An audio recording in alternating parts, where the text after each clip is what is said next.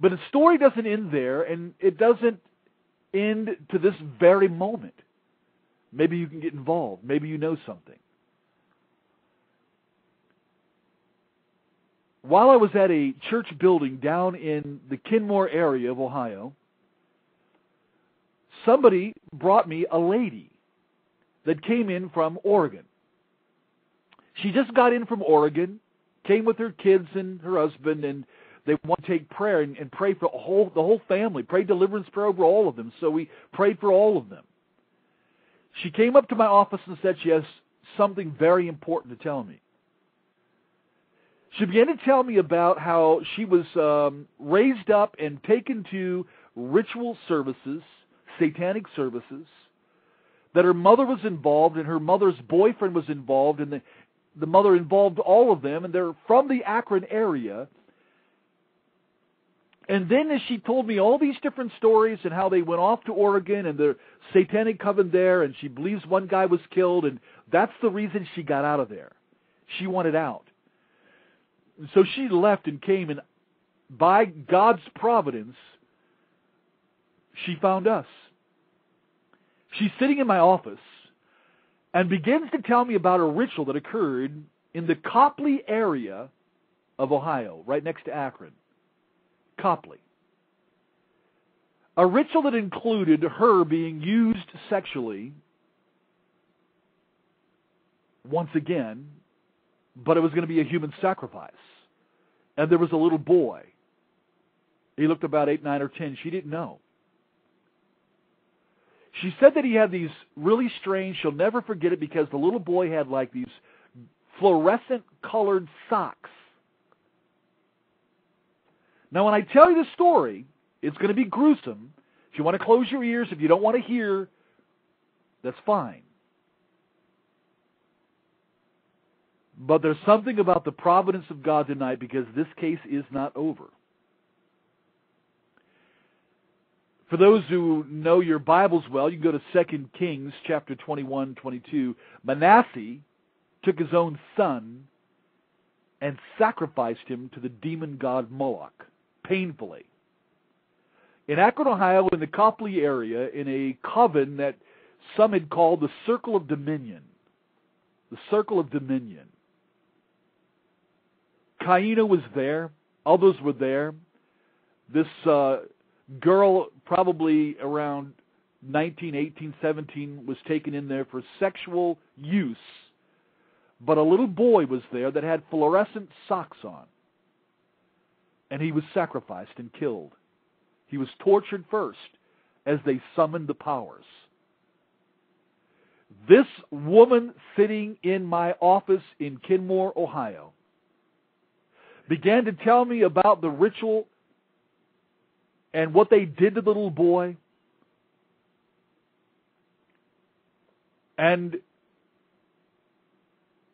she could hardly get it out.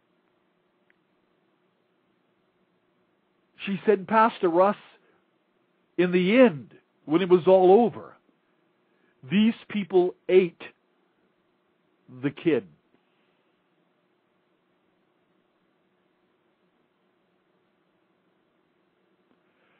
Then she tells me the name of the high priest is a man called Caino. I never met this woman in all my life. This is the first time. She came to our building, came to our church, wanted to talk to me privately about it. I had one of the staff members in there. The staff member knew all about Caino, all about Mary, all about the Circle of Dominion, all about this group, all about their rituals that they've been doing. And now, here's a woman telling me about a boy that she believed her mother and the boyfriend went to Allentown, Pennsylvania, and abducted a little boy off the streets, brought him back to Greater Akron, Ohio, off to Copley area, and there he was sacrificed. Now, you could do a search if you want to on missing children, because I did. A little boy by the name of Lewis, 10, 12 years ago, was taken from Allentown, Pennsylvania. Little Lewis's picture is of a bright little boy, just a little boy that was out and about one evening, maybe on his way home. The reports from the detective and others say that they did see a couple talking to the little boy, and that's the last time they ever saw the little boy. The mom and dad had long since given up. They've never seen the boy since. I forget the age, whether it was 8, whether it was 9, whether it was 7, something like that. But in the report, you know what it says? That little Lewis was wearing little fluorescent, I think pink, bright fluorescent socks was the distinguishing mark, his favorite little socks.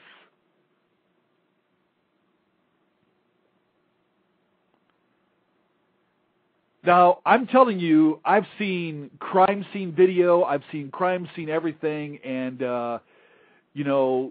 it is horrific. Horrific. Absolutely horrific. Now, let me tell you something, and I appreciate misperception here. Listen, just put a link in, and you can take a look at Lewis. I've had his picture for some time on my site for a while. Our cult crime page is offline. We'll put it back up soon.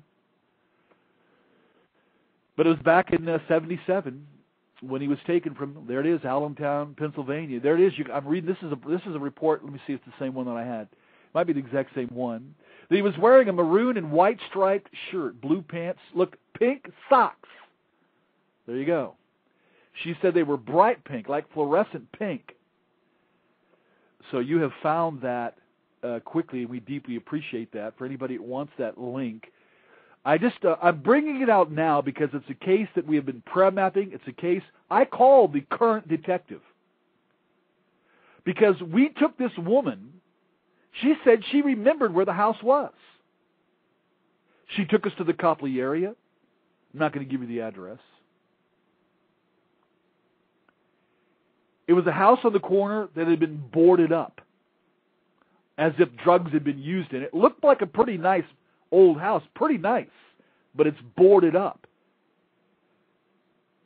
As we got out of the car and went around, and she began to walk, and she said, here's how we went in, this is what we did. And when she came around to this back area, she pointed and about fell to the ground.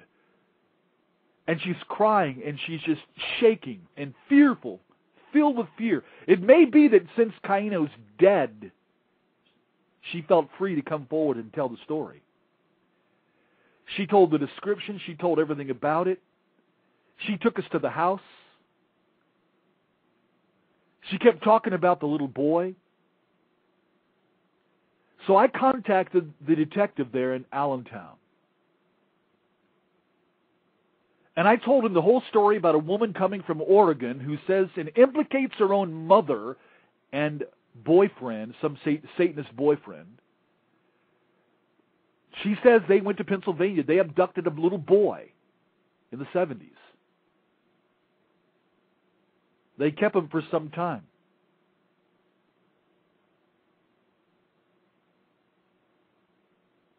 And you think that this doesn't go on. I think, again, for those who read their Bibles, go back to 2 Kings 21, 22, 23. You're going to read about how innocent blood was shed from one side of the nation to the other, all underground. You can go to Ezekiel chapter 8, and you'll find